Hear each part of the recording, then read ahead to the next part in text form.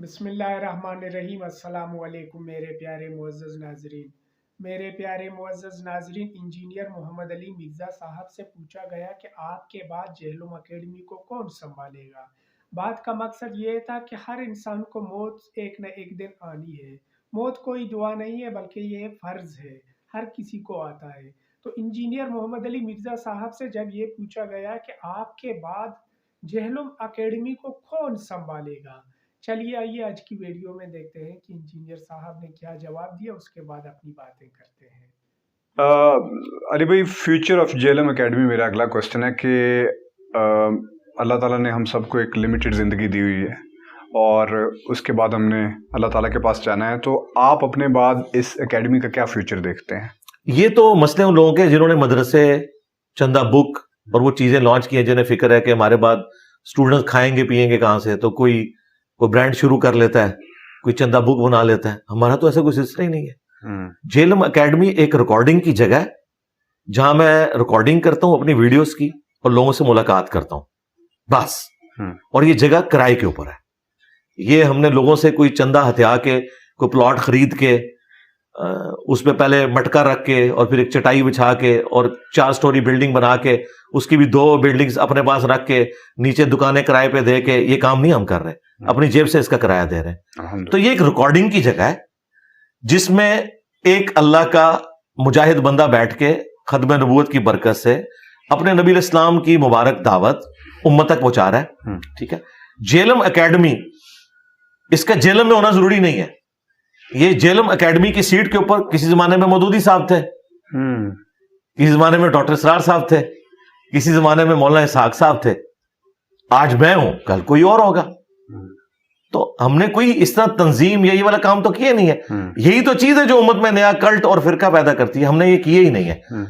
تو ہم نے کہا کہ آپ نے انہی مسجدوں میں نماز پڑھنا ہے جس میں آپ پہلے پڑھ رہے تھے، چندے انہی کو دینے ہیں، کوئی مسجد بھی علیحدہ نہیں بنانی ہے، کیونکہ امت لیول کی جب آپ نے کوئی ریفارم کرنا ہے نا تو اس میں پھر آپ کو یہ کرنا پڑے گا۔ تو جہلم اکیڈمی کا مستقبل الحمدللہ روشن ہے، امت ٹرانسفارم ہو چکی ہے، جو جہاں میں ہے وہاں پہ بیٹھ کے وہ اپنے علماء سے پوچھتا ہے کہ دسو کتنے لکھے ہیں، The damage has been done۔ جی، ڈیمیج ہیز بین ڈن۔ اور یہ بعض علماء کہتے ہیں کہ دیکھیں جی، یہ ڈیمیج ہیز بین ڈن، یہ جو جملہ بولتا ہے یہ تو ہے ہی نیگیٹو معنوں میں۔ بھئی قرآن میں لکھا ہوا ہے سورۃ الانبیاء میں کہ ہم حق کو باطل پہ دے مارتے ہیں اور وہ اس کا بھیجا نکال کے رکھ دیتا ہے۔ اللہ نے بھی یہ لفظ استعمال کیا ہے کہ ڈیمیج ہو جاتا ہے، حق سے باطل کا ڈیمیج ہیز بین ڈن ہوتا ہے۔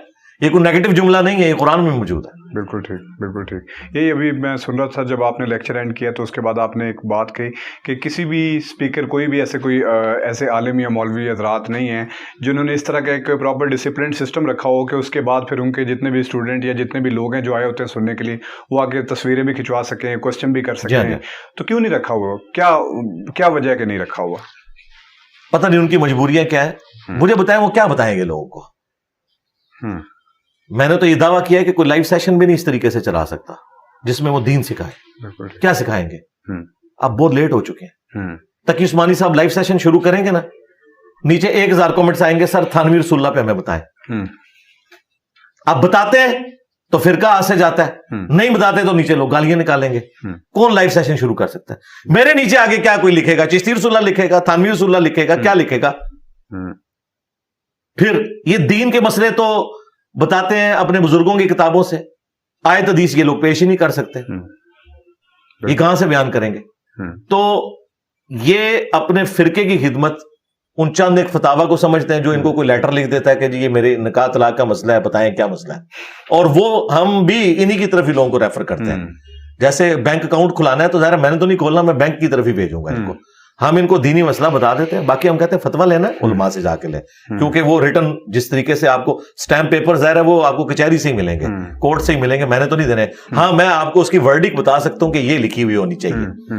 تو یہ علماء جو ہیں وہ اس وجہ سے بھی نہیں کر سکتے لائیو سیشن، باقی اپنے ایوانوں میں تو یہ گرجتے ہیں۔ اور آخری بات یہ کہ ان کے پاس جانا کس نے؟ یہ بیٹھ بھی جائیں، کیا لینے کے لیے لوگ جائیں گے؟ کس لیے جائیں گے؟ ان کے فرقوں کی باتیں سننے کے لیے؟ تو اب تو لوگ قرآن و سنت کی بات سنتے ہیں، جو چند ایک ان کے کو بچے ہوئے لوگ ہیں وہی ان کے پاس جائیں گے۔ تو میرے پیارے محترم ناظرین، یہ تھا انجینئر محمد علی مرزا صاحب کا جواب۔ उम्मीद करते हैं कि आप लोगों को हमारे वीडियोस पसंद आ रहे होंगे। आप लोगों से गुजारिश है कि हमारे वीडियोस को लाइक, कमेंट्स एंड शेयर किया करें और हमारे चैनल को सब्सक्राइब करके घंटी का निशान ज़रूर दबाएं। मिलते हैं एक ऐसी ही इंटरेस्टिंग वीडियो के साथ, तब तक के लिए इजाज़त दीजिए। अल्लाह हाफिज़।